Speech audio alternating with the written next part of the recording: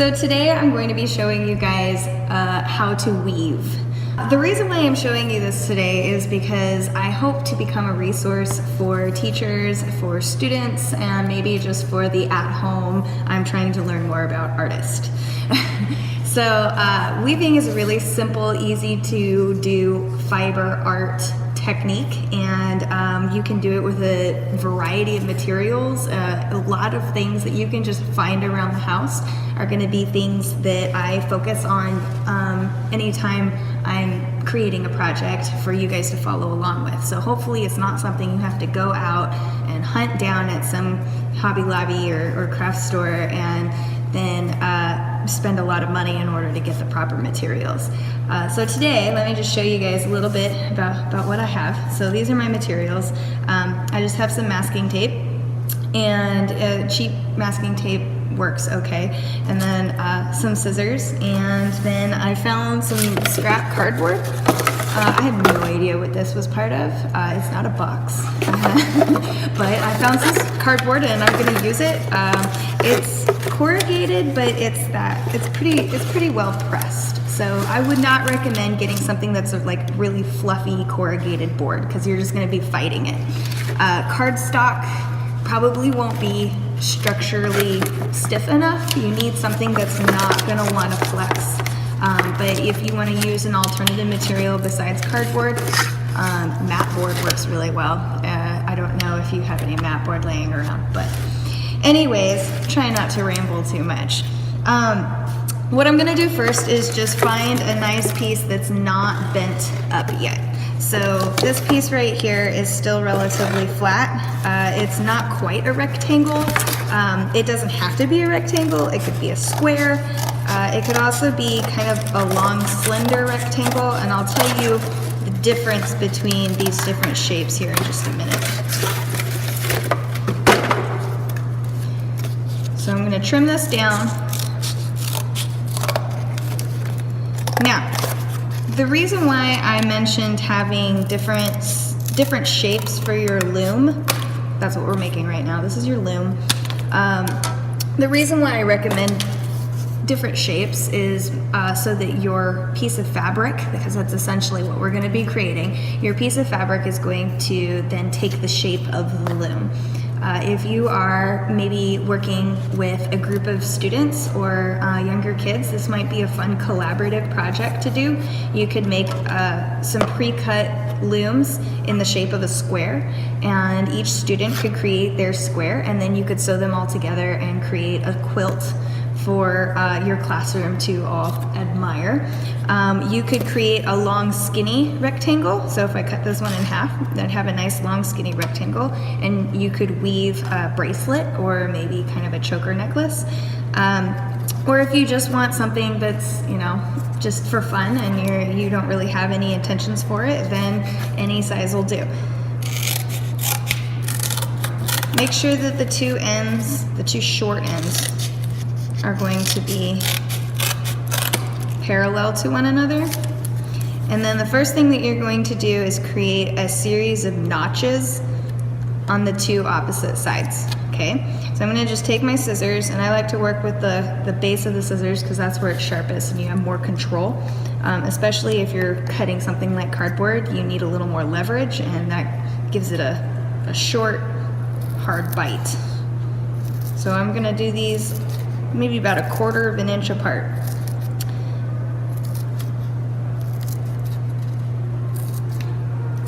This can also vary depending on your needs.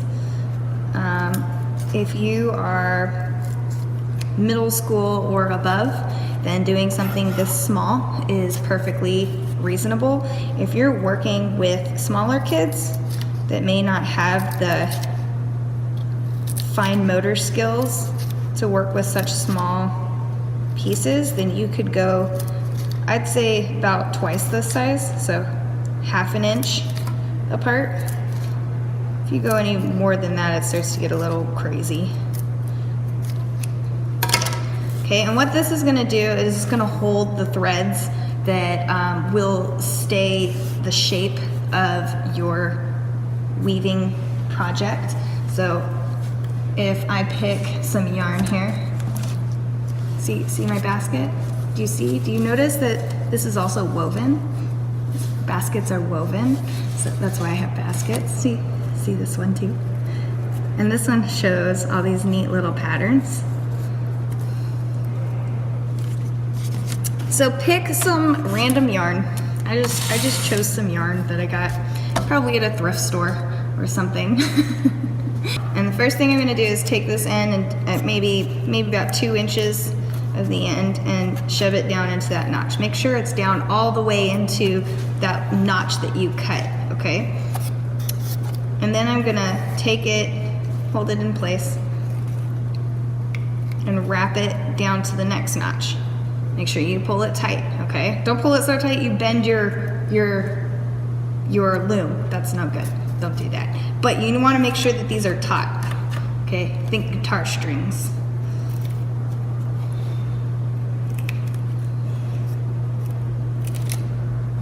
Move it all the way around.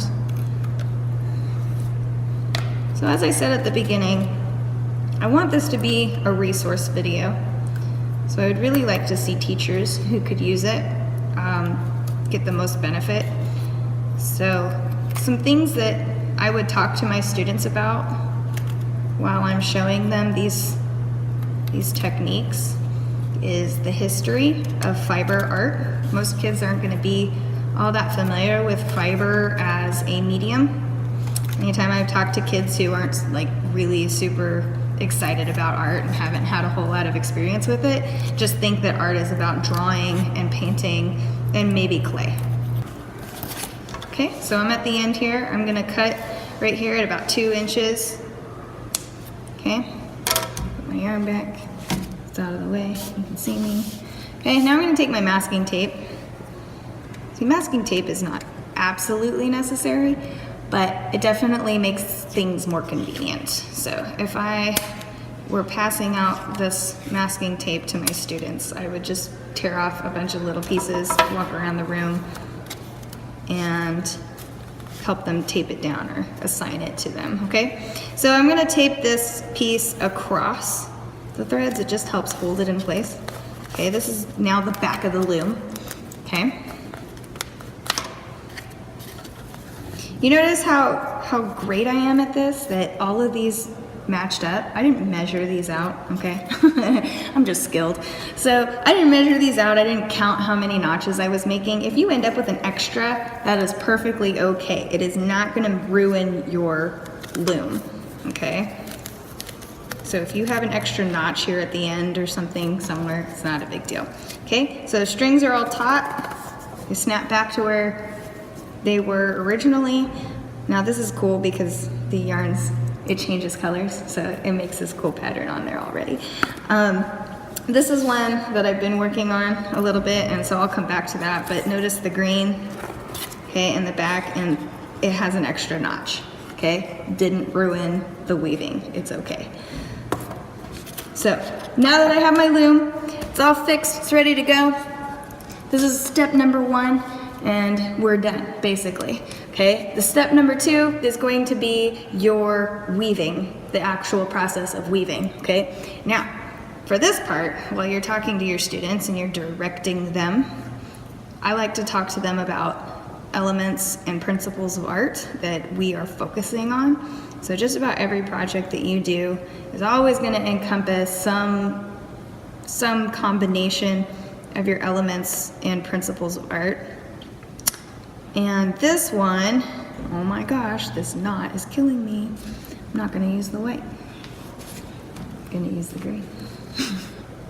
So what we're using here is pattern, okay, which is a principle of art.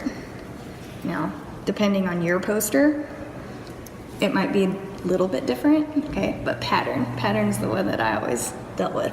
And what I'm gonna do to measure this out is just do a wingspan. So stretch your arms across your body like this from one hand to the next, and tell your students that if they want a skinny stripe, just do 1. If they want a medium stripe, they can do 2 arm lengths or 2 wingspans. And if they want a fat stripe, then they can do 3, but no more than 3 because that's a lot of yarn. Okay, I'm just gonna do 1 for right now so you guys can get the gist of it. Okay, so I pinch it in my thumb there, and I snip it with my scissors. So, pattern. What is pattern? We learned about pattern back in, I don't know, preschool, right? And if you think about very basic patterning constructs, you've got like A-B pattern, okay? And we use letters as variables, just like in math. So our letters are representing whatever our pattern consists of. In this case, it's yarn and different yarn colors. So my first variable is green. And this is going to be a green skinny stripe. So green skinny is variable letter A. I'm gonna go under, over, under, over. So again, A-B pattern, okay?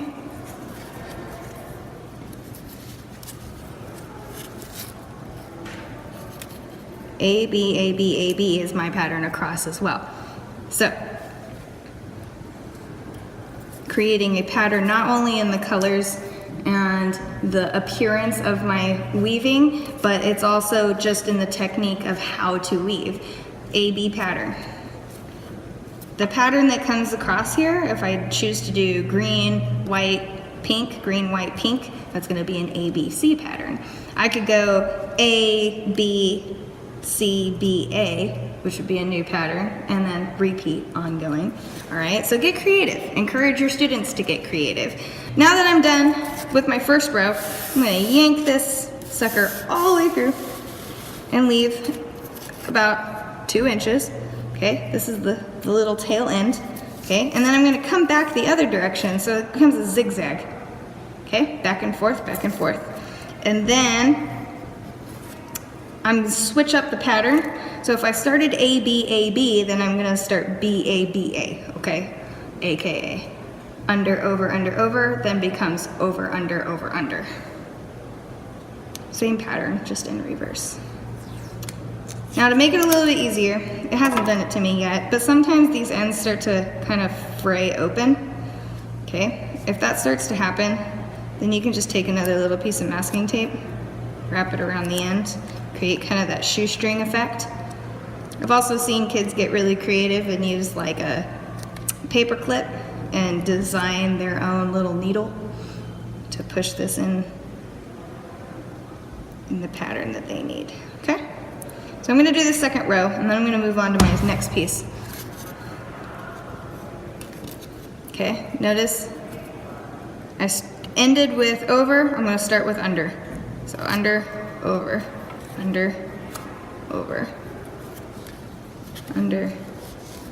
etc., etc. Okay. All right, so I'm gonna use this as an opportunity. I made a mistake, all right? I never make mistakes, that's the weirdest thing, okay? But I made a mistake here. You'll notice that it goes under, over. I actually need to go back and fix that. If I try to continue on with this pattern with that mistake right here where I doubled up, then it's going to ruin my entire pattern, okay? You'll notice, see how my pieces here come together? Okay, so this is under, over, and now it's linked up with the row right above it. Can't do that, okay? So I'm gonna go back and redo that. And that was always my job when I was teaching and my students were doing this project. I would just walk around the room and catch their mistakes. And they hated me for it.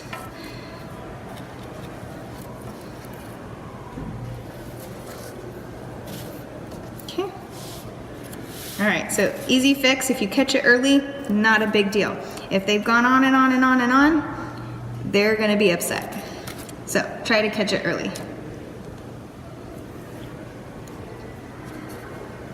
Now I can go back to my pattern.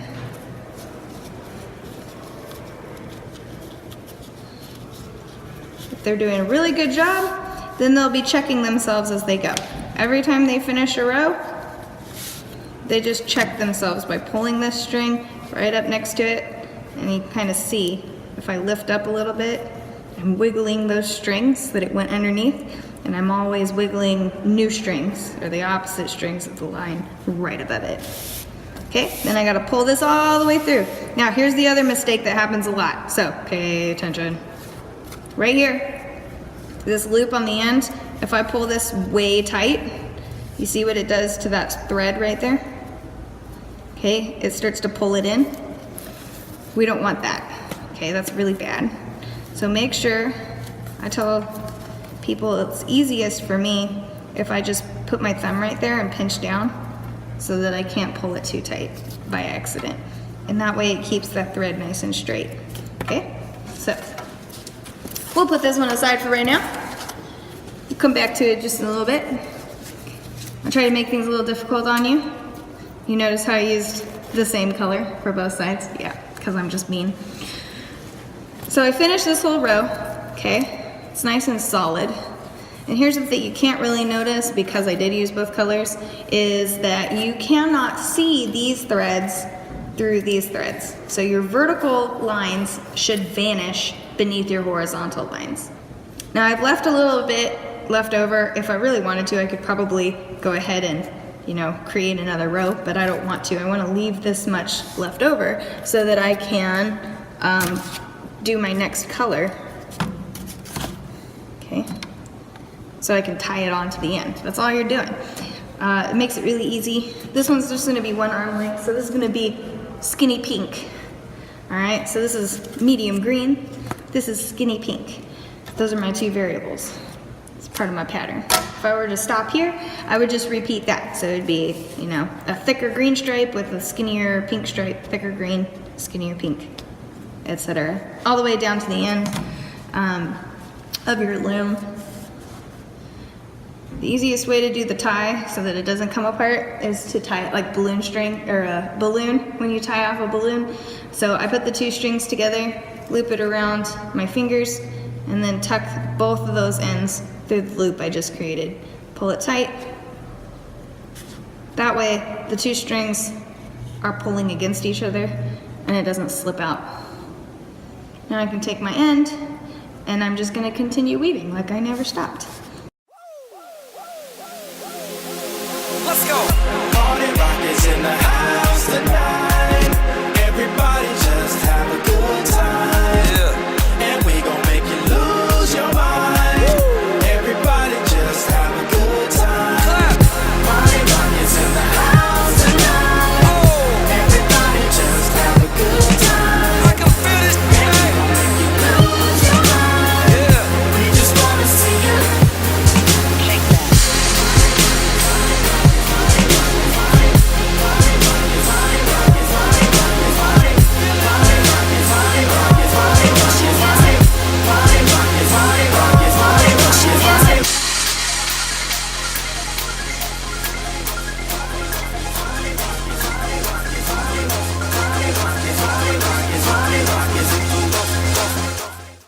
I only did 3 rows because I'm pretty sure everybody's getting sick and tired of watching me weave.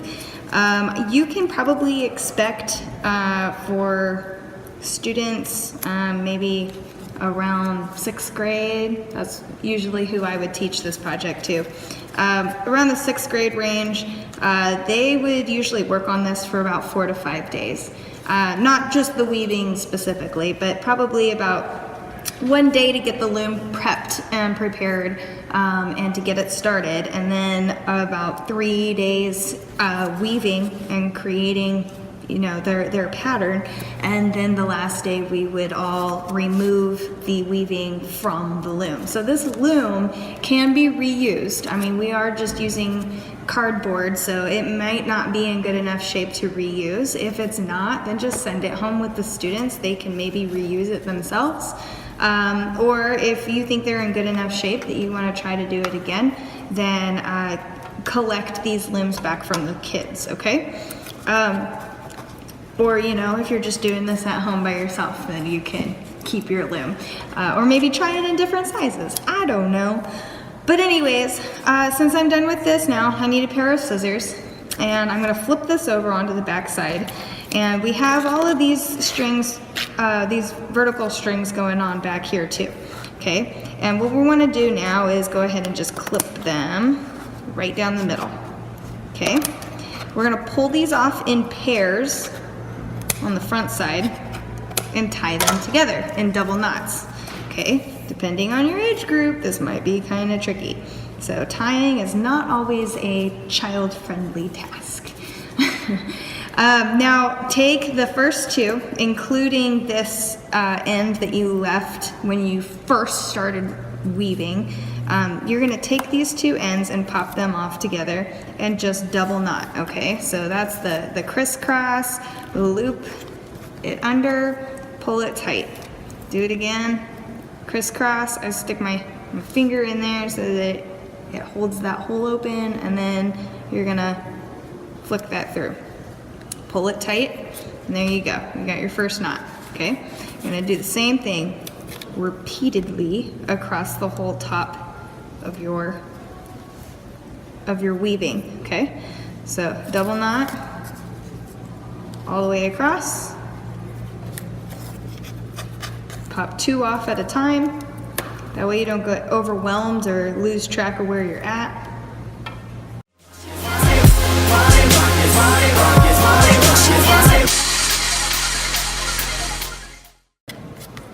Now this particular loom I lucked out, and it's got an even number of strings that go across. But if you are left with an odd number and you have one leftover string, do not leave it loose. Okay, you're gonna want to make sure it is attached to something or tied to something.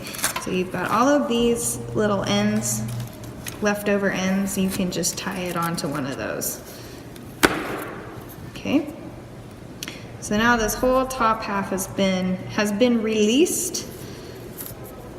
I'm gonna do the exact same thing to the bottom half now. Okay, so you see how this is all secured? Okay, now this is my end piece. I'm gonna grab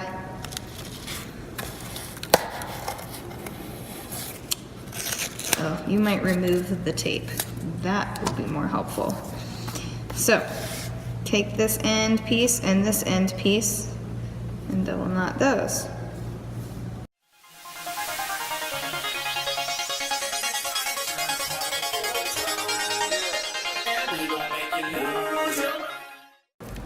Now if you're doing this with a class, there's another hint that I have. Usually what I would do while they were working on these is they would have an extra piece of tape and they would stick it to the back and they would write their name on it. At this point, they can take it off their loom and they can stick it on their actual piece so their name travels with this weaving. And that way, if you need them to turn it in so you can grade it, then they don't get lost or mixed up. Even if they're just sending them home with their projects, then having their name on it is helpful.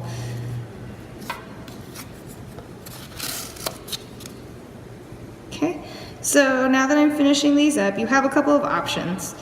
Some of the time, the kids kind of like the look of the fringe, okay? So you can keep this fringe, but you're gonna wanna trim it to something that's kind of manageable. So if you just take these little trimmings and turn it into something kind of cute like that. You can also come back through and kind of trim up your knots.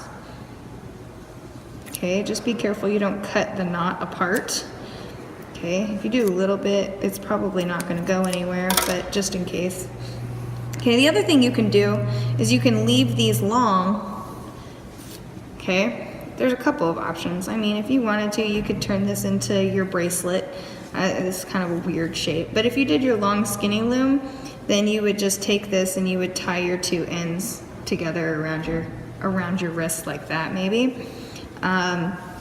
If you wanted to tie these together to make them a quilt, like so your whole class has this collaborative project piece, that would be cool. So get creative. If you have a different idea, try it out. If you're trying to just make little blankets for your Barbie dolls, that's cool too. It's whatever. Okay, so now I have this freed loom. Still just a piece of cardboard, but it's pretty cool that we could use this as a tool in order to make this little guy. Okay, these can be way bigger. I mean, if I wanted to, I could use a much bigger piece of cardboard. Even if I had just taken this down to the end, I would have at least had half or twice as much.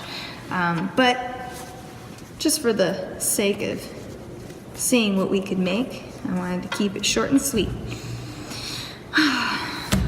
Can't think of anything else. So hopefully, if you guys have any suggestions or any comments or any stories about how you tried to do this on your own, I'd love to hear them, and stay tuned for some more cool projects.